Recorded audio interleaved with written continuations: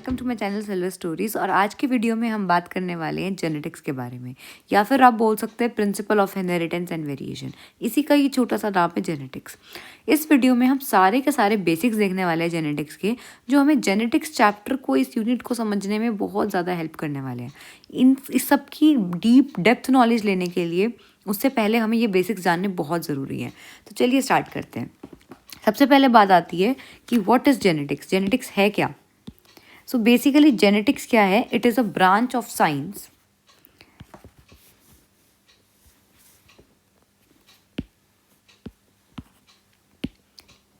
so genetics is a branch of science. It is a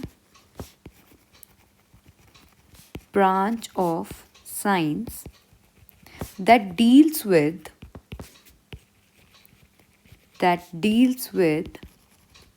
the principle of variations and inheritance. अब मैंने आपके सामने यहाँ पे दो वर्ड्स लिख दिए हैं, वेरिएशंस और इनहेरिटेंस। क्या मतलब है इन दोनों का? वेरिएशंस का बेसिकली मतलब होता है कि कितनी डिग्री से कोई एक चीज़ दूसरी चीज़ से डिफरेंट है, कोई कितनी ज़्यादा एक दूसरे से डिफरेंट है। तो it is the degree by which the daughter cell, or you can say the offspring, is different from parents.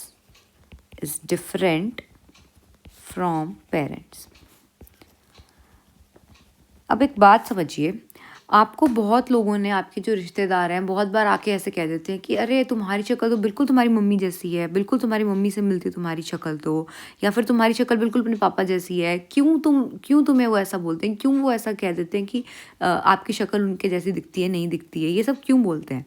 क्योंकि ऐसा कुछ तो होगा ना कि तुम उनके जैसे दिखाई दे रही हो, तुम्हारे कुछ कैरेक्टरिस्टिक्स, तुम्हारा कुछ नेचर, अगर वो उनके कर्ली बाल हैं, तुम्हारे कर्ली बाल हैं, उनका अगर नेचर थोड़ा सा गुस्से वाला है तो तुम्हारा भी नेचर गुस्से वाला है।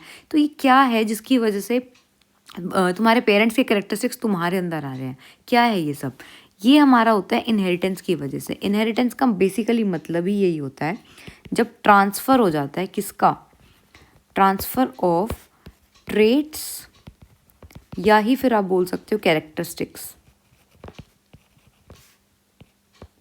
ठीक है, ट्रांसफर ऑफ ट्रेट्स या कैरेक्टरिस्टिक्स फ्रॉम वन जनरेशन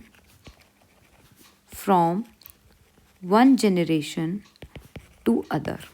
एक जनरेशन से दूसरी जनरेशन में जब ट्रेट्स या कैरेक्टर्स ट्रांसफर होते हैं आपके, उसको आपने क्या बोल दिया था? इनहेरिटेंस। अब क्या आप हूबहू कॉपी हो अपने पेरेंट्स के? क्या आप बिल्कुल उन जैसे दिखते हो? क्या आप में कुछ भी ऐसे डिफरेंस नहीं है? गलत है। डिफरेंसेस हमारे अंदर, हम अपने पेरेंट्स के जस्ट सिमिलर हैं। We just look like them, we are just similar. ठीक है, वी आर नॉट क्लोन्स। हम क्लोन्स नहीं हैं अपने पेरेंट्स के, है ना? तो उसी चीज़ को हम बोलते हैं वेरिएशन। क्या बोलते हैं हम उसी चीज़ को? वेरिएशन। तो वेरिएशन क्या है? डिग्री बाय विच जो उसकी ऑफस्प्रिंग है या डॉटर सेल है, वो उसके पेरेंट्स से अलग है, उसको हम क्या बोल देंगे? वेरिएशंस। अब इसी के साथ एक और वर्ड हमारे पास आता है, what is heredity. What is heredity? आपने बहुत बार सुना होगा, अरे ये तो इनका ख़ानदानी चीज़ है, ये तो भाई इसके दादू में सेम चीज़ थी, इसके फादर में सेम चीज़ थी, तो अब इसके अंदर भी ये चीज़ आनी थी। ये होता है हमारा हेरिडिटी, कि हमारा एक जनरेशन से दूसरी जनरेशन में एक कैरेक्टर ट्रांसफ़र हो रहा है बार बार। तो इसको बोलेंगे हम what is heredity. Heredity is basically inheritance of character, या फिर आप बोल सकते हो जीन, क्योंकि कैरेक्टर जो है वो जीन की फॉर्म में ही आता है। From the parent to offspring. अब मैंने आपको क्यों बोला कि कैरेक्टर जीन की फॉर्म में ही आता है? क्योंकि जब ये जीन एक्सप्रेस करता है ना, जब ये जीन एक्सप्रेस करेगा, अपने आप को शो करेगा, अपना फंक्शन दिखाएगा, तभी जाके कोई ना कोई कैरेक्टर जो है शो होगा। अब कैरेक्टर का मतलब क्या है? Character can be anything, like colour of your eyes,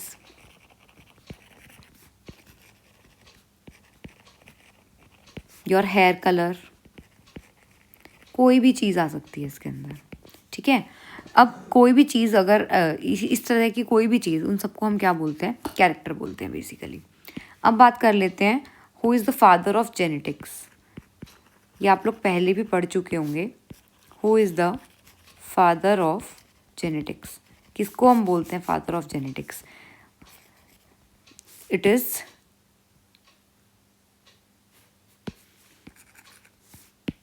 Grigor Mendel. Just a second, sorry.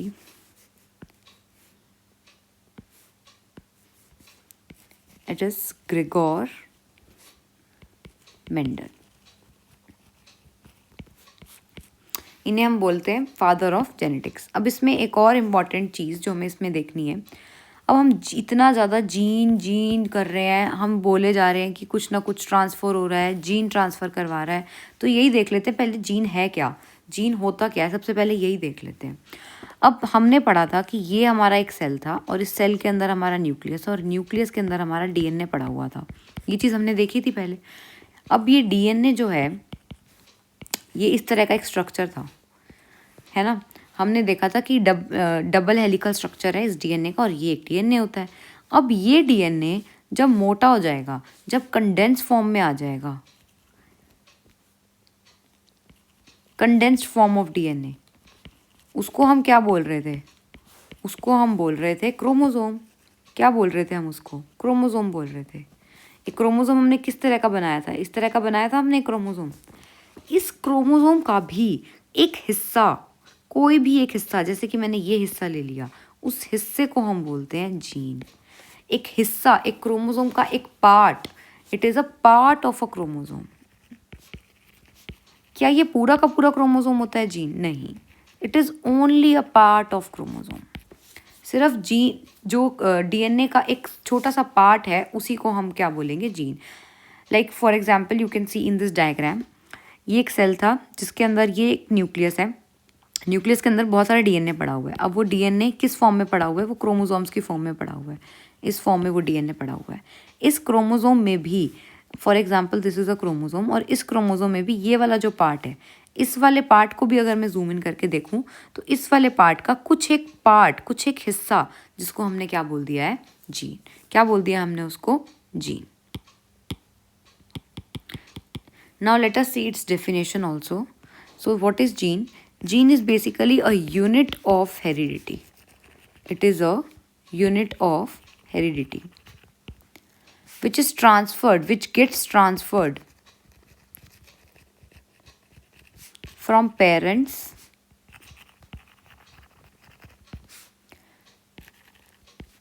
to offspring.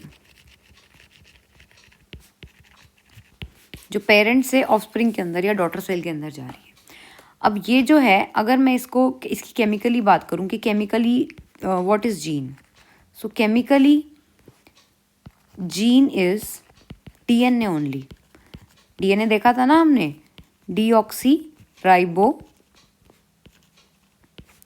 Nucleic acid. तो केमिकली तो ये जो जीन है वो डीएनए ही है हमारा, लेकिन इसका काम क्या है? इसका फंक्शन क्या है? What is its function? Its function is basically to regulate a specific character. कोई भी कैरेक्टर है,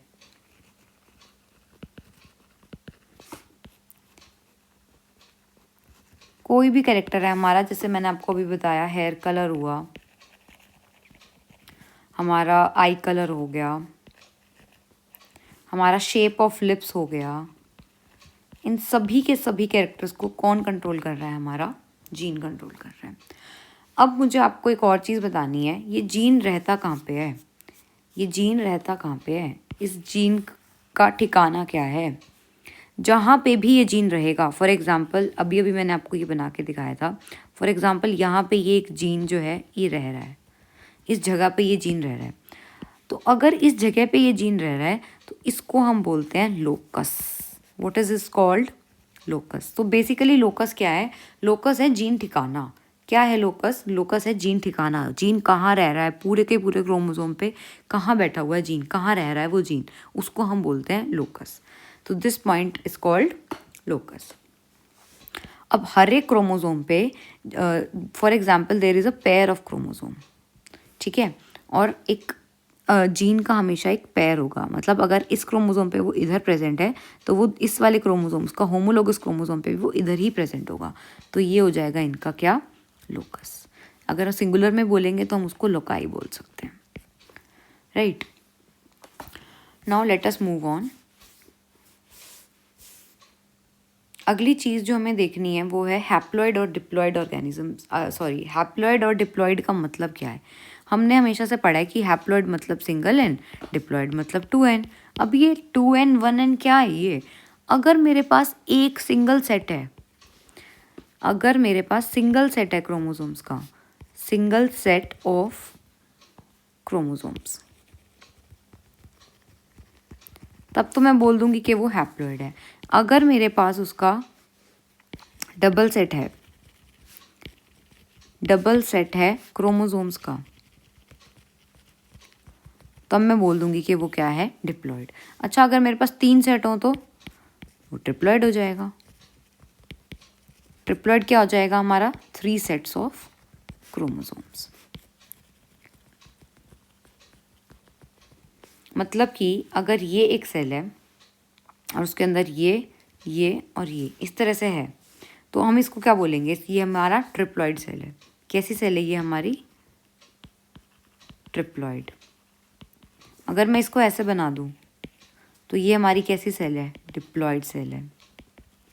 और अगर मैं इसको ऐसे बना दूं तो ये मेरी क्या हो जाएगी, हैप्लॉइड सेल, राइट। जैसे कि अब ये येलो वाला क्रोमोसोम देख सकते हो, येलो वाले क्रोमोसोम की सिर्फ एक ही कॉपी है ना, सिर्फ 1 कॉपी है, तो इसलिए हमने इसको क्या बोल दिया, हैप्लॉइड। यहाँ पे येलो वाले की 2 कॉपीज थी, इसलिए हमने इसको बोल दिया 2 कॉपीज हैं, तो डिप्लॉइड ऑर्गेनिज्म है। ऐसे यहाँ पे ग्रीन की एक ही कॉपी है तो इसको हैप्लॉइड बोल दिया। अगर 2 कॉपीज हैं सेम उसकी तो उसको हमने क्या बोल दिया, diploid. Now let us move on. Now let us see what is an allele. Allele क्या है भाई, अलील क्या है, it is a alternating form, alternating form of a gene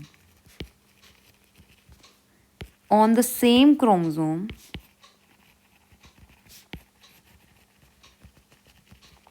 on the same chromosome, or you can say locus।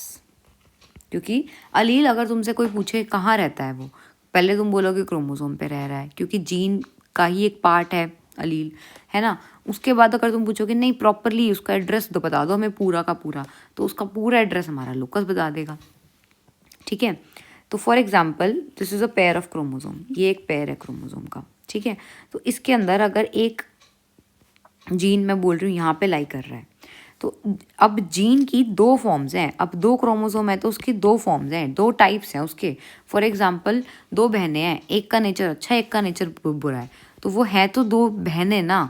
तो ऐसे ही एक gene की 2 तरह के लोग, 2 तरह के उसके पार्ट्स के वो कैसा कैसा हो सकता है, उसको हम बोल देते हैं अलील। उसको हम क्या बोल देंगे, अलील। फॉर एग्जाम्पल अगर मैं बात करूँ टॉलनेस की, अगर मैं ले लूँ टॉलनेस को एज अ कैरेक्टर या ट्रेट, एज अ कैरेक्टर मैंने ले लिया टॉलनेस को, तो उसके 2 हैं मेरे पास, एक तो कि कोई टॉल होगा और एक है कि वो ड्वार्फ होगा, है ना। 2 चीज़ों को मैं ले सकती हूँ ना। तो अल्टरनेटिंग फॉर्म, एक क्रोमोसोम पे होगा एक दूसरे क्रोमोसोम पे होगा, लेकिन they will be present on same loci. मतलब अगर वो प्रेजेंट होंगे तो रहेंगे वो इकट्ठे इकट्ठे ही, कहने का मतलब रहेंगे वो यहीं पे present, they will be present on same loci, एक ही जगह पे प्रेजेंट होंगे दोनों अलील, ये 1 और ये उसी का अलील का 1, तो ये दोनों के दोनों प्रेजेंट एक ही जगह पे होने वाले हैं। और अगर हम बात करें एक डिप्लॉयड ऑर्गेनिज्म की, in a diploid individual,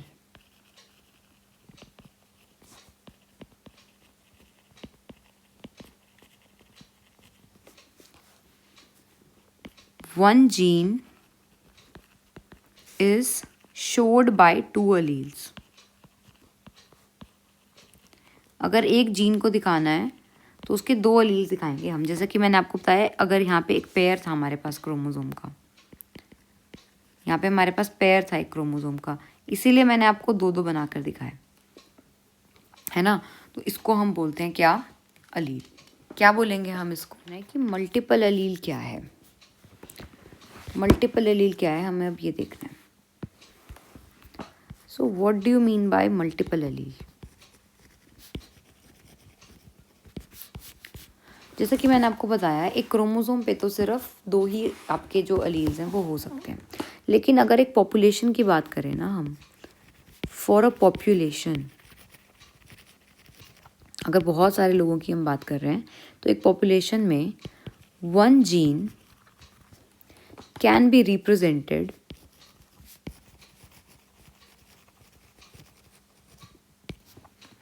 by many alleles. बहुत सारे अलील्स से हम रिप्रेजेंट कर सकते हैं एक जीन को। इसका मतलब क्या है, फॉर एग्जाम्पल अगर मैं आपके ब्लड ग्रुप का एग्जाम्पल ले लूँ, तो ब्लड ग्रुप में मल्टीपल एलीलिज्म शो होता है। इसका मतलब उसके 3 अलील्स हैं, IA, IB एंड आई। तो अब ब्लड ग्रुप के ये 3 अलील्स हैं, IA, IB and small I. अब ये तीनों अलील्स क्या एक ही इंडिविजुअल में मिल सकते हैं? क्या ये सब के सब इकट्ठे एक इंडिविजुअल में प्रेजेंट हो सकते हैं? नहीं, एक ही में सिंगल ऑर्गेनिज्म में ये नहीं हो सकते। सिंगल ऑर्गेनिज्म में ये पॉसिबल ही नहीं है। ये किस में प्रेजेंट होंगे? पॉपुलेशन में। ये जो मल्टीपल एलीलिज्म है ये किसके लिए है? ये पॉपुलेशन के लिए। किसी एक इंसान के अंदर तीनों नहीं हो सकते। किसी एक इंसान के अंदर, वन इंडिविजुअल के अंदर कोई भी इनमें से 2 हो सकते हैं, एनी 2, है ना।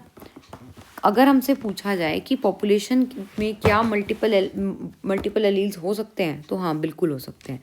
लेकिन अगर हमसे पूछा जाए ह्यूमंस के अंदर, but in humans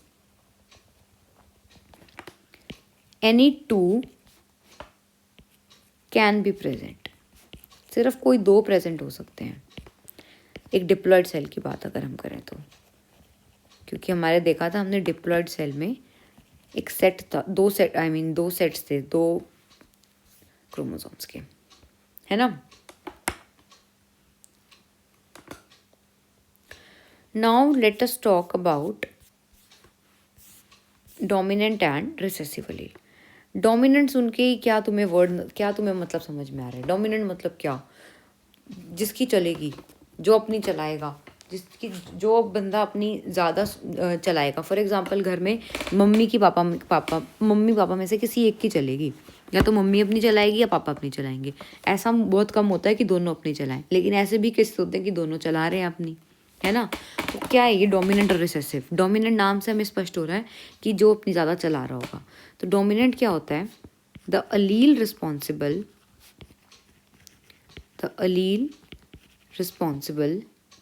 for creating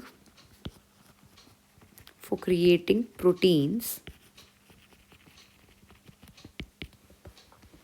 जो कि डिसाइड कर रहे हैं, डिसाइडिंग द फिनोटाइप। अभी देखेंगे हम फिनोटाइप भी क्या होता है, फिनोटाइप भी आपको बताया जाएगा। Deciding the phenotype of an organism.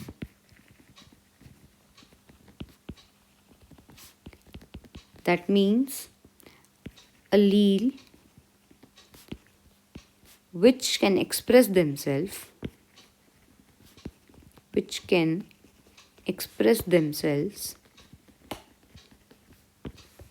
in all conditions।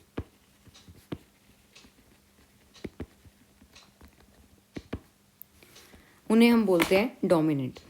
अब होता क्या है डोमिनेंट और रिसेसिव? चलिए पहले आप देख लीजिए, फिनोटाइप देख लीजिए। हमने फिनोटाइप एक वर्ड देखा था, तो मैं आपको 2 वर्ड्स बता देती हूँ पहले, फिनोटाइप एंड जीनोटाइप। क्या है ये फिनोटाइप और जीनोटाइप? फिनोटाइप का मतलब होता है आउटर अपीयरेंस से देखना।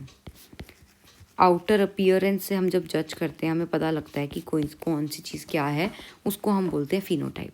जीनोटाइप क्या होता है? हमारा genetic makeup of an organism. Ma'am समझ में नहीं आया, क्या बोल रहे हो आप? आउटर अपीयरेंस क्या?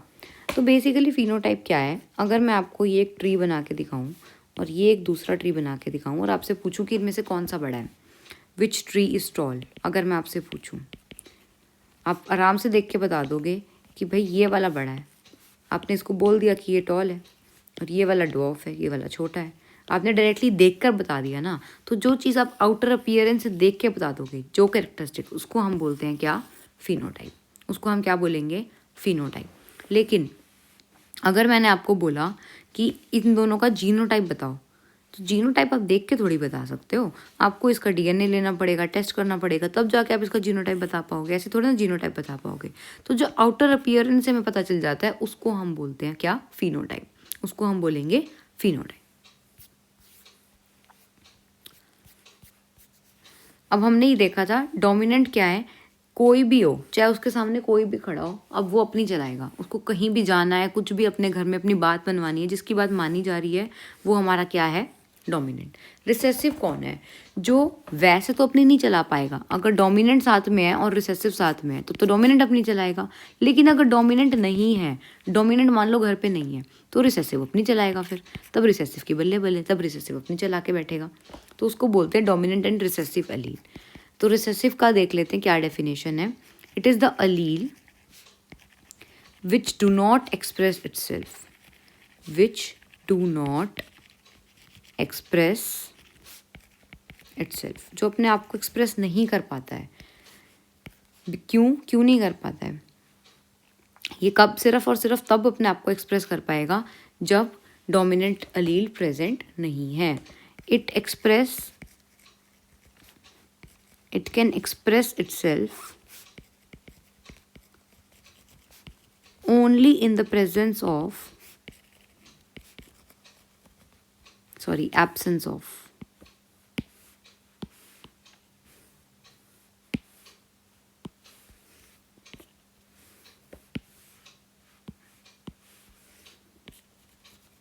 only in the absence of dominant allele।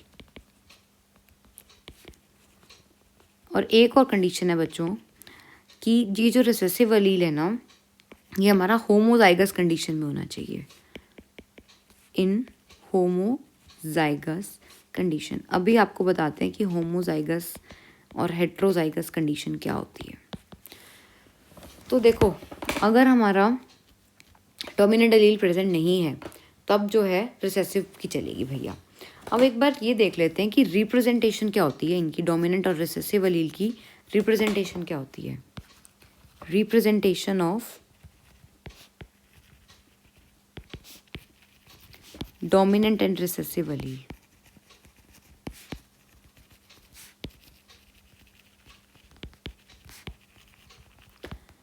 जैसे कि आपको केमिस्ट्री में सिखाया जाता है ना कि अगर आपको सोडियम लिखना है तो आप कैसे लिखोगे? सोडियम का N कैपिटल होना चाहिए और A स्मॉल होना चाहिए। इस तरह की हम डिकोडिंग और ये सब पढ़ते हैं ना। तो ऐसे ही हमारे बायो में भी अगर हमें डोमिनेंट को शो करना है तो उसको हम शो करते हैं कैपिटल लेटर्स से। उनको शो करेंगे हम कैपिटल लेटर्स से, और रिसेसिव अलील को हम शो करेंगे स्मॉल लेटर्स से। ठीक है। अब तुम पूछने लगो कि मैम डोमिनेंट को ही आपने कैपिटल से क्यों डिनोट किया और आपने इसको रिसेसिव से क्यों नहीं कर दिया? तो ये कन्वेंशन है। कन्वेंशन का मतलब क्या होता है ना, सदियों से ऐसा चला आ रहा है, हम ऐसा ही शुरुआत से मानते आ रहे हैं, तो आज भी हम वो मानेंगे। ठीक है। इसका कोई इफ एंड बट या कोई इससे रीज़न नहीं है। तो फॉर एग्जाम्पल, अगर मैं आपके सामने कैरेक्टर ले लेती हूँ टॉलनेस, अगर मैं कैरेक्टर ले लेती हूँ टॉलनेस, तो मैं उसको डोमिनेंट में की फॉर्म में कैसे दिखाऊंगी? Capital T. और अगर मुझे रिसेसिव अलील की फॉर्म में दिखाना है तो मैं उसको कैसे दिखाऊंगी? Small T. तो अब अगर मेरे पास एक कैपिटल टी है और एक स्मॉल टी है, तो यहाँ पे कौन अपनी चला रहा होगा? टी, कैपिटल टी अपनी चला रहा होगा। और ये जो कैपिटल टी है ये क्या देगा इसको? ये देगा इसको टॉलनेस। अब ये दोनों साथ में थे तो ये अपनी चला रहा था। अगर ये अकेला है तब तो ऑब्वियसली ये अपनी चलाएगा, तो ये वाला ट्री भी जो होगा वो टॉल होगा, ये भी टॉलनेस शो करेगा, है ना। और अगर कोई भी कैपिटल टी नहीं है, अब एब्सेंस हो गई ना डोमिनेंट वाले जीन की, एब्सेंस हो गई ना डोमिनेंट जीन की, डोमिनेंट अलील की। अगर एब्सेंट है डोमिनेंट अलील, अब कौन चलाएगा? अब रिसेसिव अपनी चलाएगा। और रिसेसिव अपनी चलाएगा तो ये वाला जो ट्री होगा ये कैसा होगा? ये होगा ड्वार्फ। इसको हम बोलते हैं रिप्रेजेंटेशन, इस तरह से हम रिप्रेजेंट करते हैं, correct. Now let us move ahead.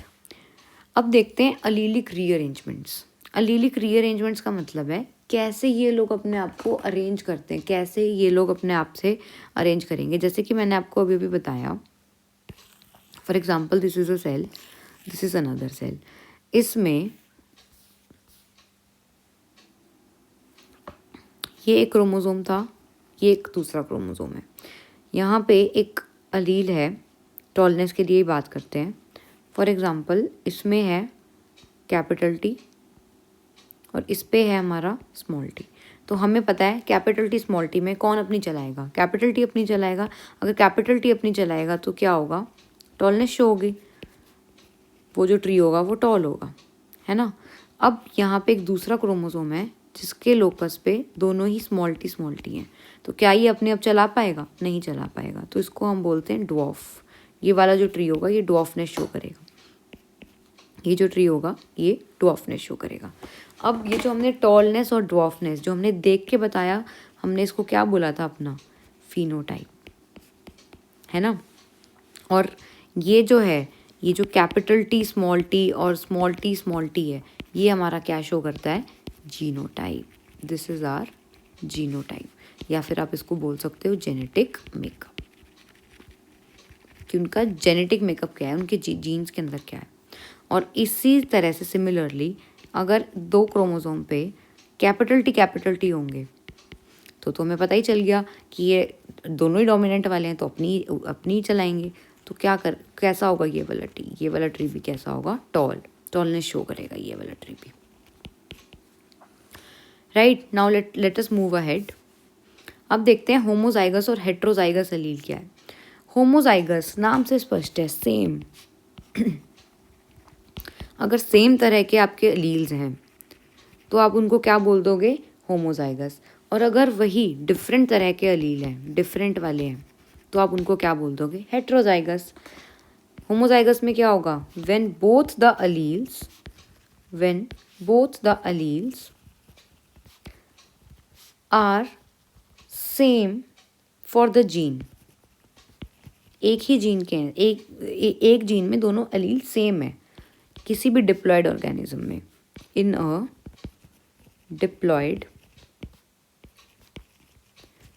Organism. जैसे कि अभी हमने इसका एग्जाम्पल देखा था, क्या था एग्जाम्पल, जैसे कि अगर मैं रिप्रेजेंट करूँ टी, तो ये दोनों ही टॉल हो गए ना एक ही उसके, या फिर मैं रिप्रेजेंट करूँ स्मॉल टी, तो ये भी होमोजाइगस हो गया क्योंकि दोनों के दोनों सेम है। अब बात आती है हेट्रोजाइगस की। हेट्रोजाइगस क्या है, व्हेन बोथ द अलील्स, जब दोनों ही अलील अलग अलग हों, when both the alleles of a gene in a diploid organism